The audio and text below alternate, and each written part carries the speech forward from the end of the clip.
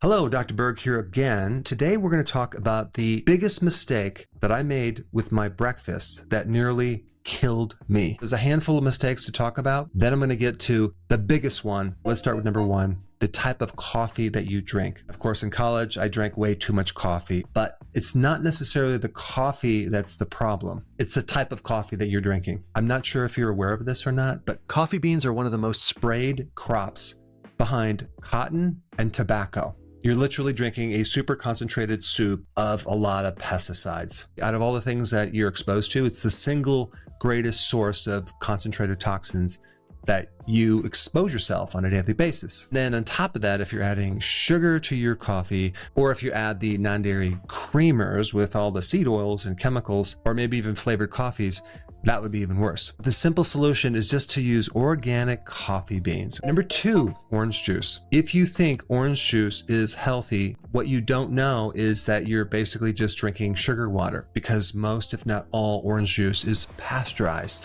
And when they heat this orange juice, they kill off and destroy the vitamin C. You're not really getting nutrition. You're getting a lot of concentrated sugar. One small cup of orange juice is equivalent to a soda. Also, your liver is going to be affected from the fructose. What's going to happen is you're going to be spiking your blood sugar and it's going to come down in about an hour and a half. And now you're going to be wanting something sweet. Personally, I'm not thirsty in the morning, so I don't drink anything, but you can do tea, coffee, water with lemon, but I wouldn't do the juice. Number three, my breakfast used to be very carb heavy. Cereals, granola bars, blueberry muffins, pancakes and waffles, and definitely toast. Of course, the cereals are the worst because they have so many hidden sugars and they're camouflaged with the healthy whole grains, which is totally BS. After the breakfast, spike in sugar, I end up with low sugar because insulin's coming in there and pushing it down, and now my brain doesn't have any energy. This is what happened for years and years and years.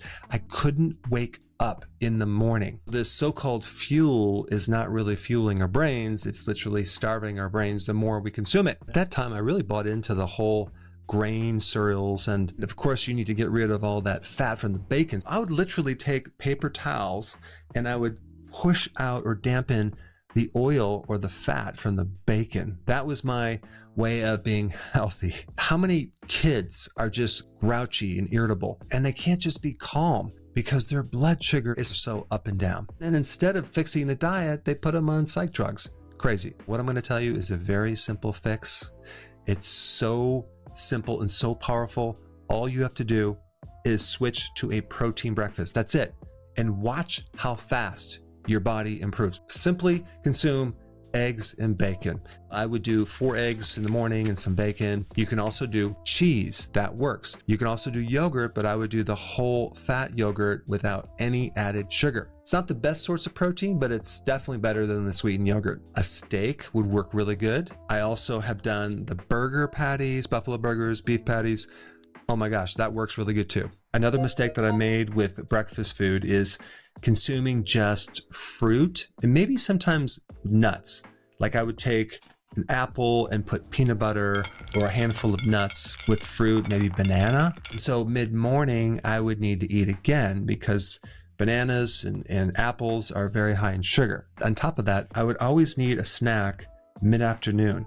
That was also a mistake because it raised the blood glucose and it kept the insulin spiking through the day. A step up from that would be a protein snack if you had the choice. You can do cheese, you can do a little bit of meat like charcuterie. You'd never want to snack with carbohydrates. Next mistake that I was making is I was using a lot of peanut butter and I never read the label because on the label they added hydrogenated oils as well as added sugar and sometimes high fructose corn syrup. This relates to the next mistake. When I would cook or fry potatoes in the pan for breakfast, I would always use corn oil. It's highly processed, but it's healthy, right? Because it says it on the label. You want to cook in butter or olive oil or coconut oil or lard. You don't want to cook in seed oils. Next mistake I made was my meats had sugar and starches in them.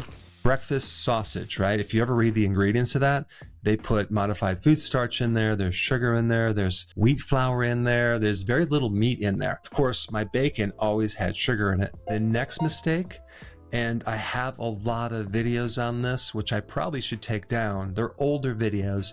I was really pushing kale shakes with fruit. I would sometimes recommend spinach instead of kale, which is just loaded with oxalates, right? Then you're gonna add fruit in there, you're gonna blend this up. The mistake that I made back then was not adding high quality protein, especially for breakfast. But now let's get into my biggest mistake that caused more destruction than anything else combined. Eating when I wasn't hungry.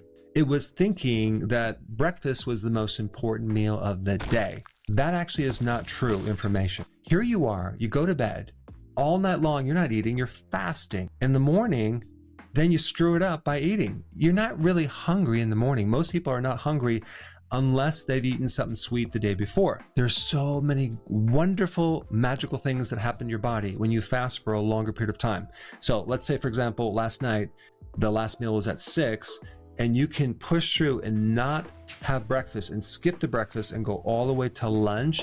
Now you have a good 18 hours of fasting. You're able to burn your own fat to lose more weight. You get to run on not just your own fat, but the ketones that are a byproduct of fat, and your brain loves them.